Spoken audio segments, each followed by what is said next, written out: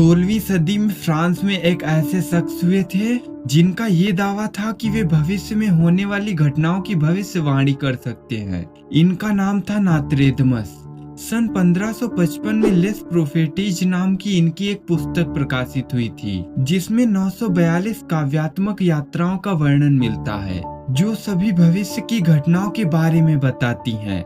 इस वीडियो में आप नोस्ट्रेडमस से जुड़ी 7 ऐसी बातें जानोगे जो आपने इससे पहले तक शायद ही सुनी होंगी। सो वीडियो को अंत तक जरूर देखना। नंबर 7, नोस्ट्रेडमस ने अपनी बुक द लेस प्रोफेटीज में लिखा है कि उनकी भविष्यवाणियां आज से लेकर साल 3797 तक हैं। अब यहाँ ध्यान देने वाली बात यह है कि आखिर नोस्ट्रेडमस ने अपनी भविष्यवाणियों को साल 3797 तक ही क्यों लिखा। नोस्ट्रेडमस की भविष्यवाणियों पर विश्वास करने वाले लोग ये कहते हैं कि ये जो विशेष वर्ष नोस्ट्रेडमस ने मेंशन किया है, इससे उनका इशारा दुनिया के अंत की तरफ है। यानी कि हो सकता है कि नोस्ट्रेडमस ने दुनिया के अंत की तारीख लिखी हो। इसके अलावा एक और दिलचस्प बात यह है कि नोस्ट्रेडमस ने जब अपनी बुक लिखी थी, उससे कुछ ही साल पहले फ्रेंच भाषा में भविष्यवाणियों से जुड़ी एक और पुस्तक पब्लिश हुई थी, जिसका लेखक रिचर्ड रोफसेफ नाम का एक शख्स था। इस किताब में दुनिया के अंत की तारीख लिखी हुई थी, जो साल 2242 थी। अब इसका नोस्ट्रेडमस के साथ क्या संबंध है, ये तो नहीं पता, लेकिन शायद आपको जानकर हैरानी होगी कि नोस्ट्रेडमस की भविष्यवाणियां आज से लेकर साल 3797 तक हैं और उन्होंने अपनी बुक लिखी थी 1555 में। अब अगर 3797 में से 1555 को माइनस कर दे तो आंसर आता है 2242, यानी कि वही साल जो दूसरी बुक में लिखा है। नोस्ट्रेडमस अपनी भविष्यवाणियां घुमा फिराकर पहेलियों के रूप में लिखते थे, तो ऐसा हो सकता है कि उन्होंने दुनिया के अंत की तारीख के रूप में 2242 की ओर इशारा किया हो।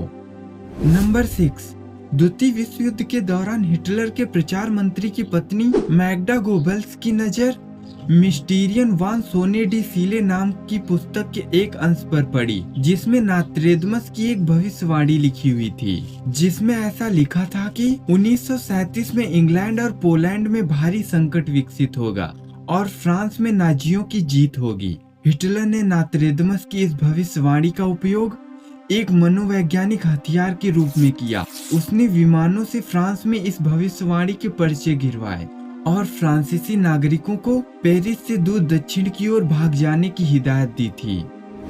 नंबर 5, नोस्ट्रेडमस के कई सपोर्टर्स ये दावा करते हैं कि उन्होंने इतिहास की कई बड़ी घटनाओं के बारे में सैकड़ों वर्ष पहले ही लिखा था, जैसे कि हिरोशिमा और नागासाकी पर परमाणु हमला, 1666 की the great fire of London, French revolution और 1911 के हमले के बारे में।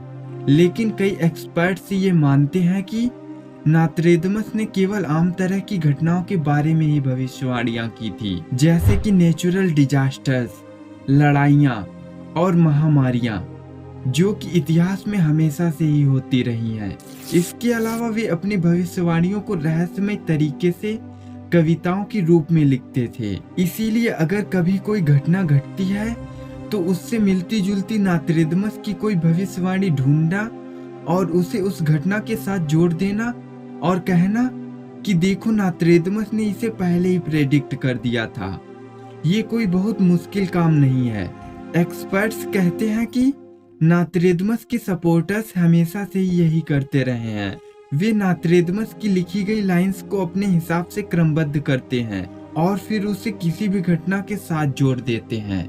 नंबर 4, 1537 की फ्रेंच प्लेग के दौरान नोस्ट्रेडमस ने अपनी पत्नी और बच्चों को खो दिया था, जिससे वे बेहद दुखी हुए थे। कहा जाता है कि इसी घटना ने उनके भविष्यवक्ता बनने के मार्ग को प्रशस्त किया। इस कष्टदायक समय से उबरने के लिए नोस्ट्रेडमस यूरोप की यात्रा पर निकल पड़े। एक दशक तक उन्होंने यहूदी रहस्यवाद से लेकर ज्योतिषी तकनीकों और तंत्र मंत्र के नए विचारों को आत्मसात किया। जब वे अपने घर लौटे तो उन्होंने 1555 में अपनी पहली भविष्यवाणियों की किताब द लेस प्रोफेटीज प्रकाशित की, जिसमें करीब 942 भविष्यवाणियों का वर्णन मिलता है। 1550 के दशक में नोस्ट्रेडमस की यह पुस्तक सबसे ज्यादा बिकने वाली पुस्तकों में से एक थी। नंबर 3, नोस्ट्रेडमस की जिंदगी से जुड़े कुछ रिकॉर्ड से ये बताते हैं कि उन्होंने अपनी आधी से भी ज्यादा जिंदगी डर में गुजारी।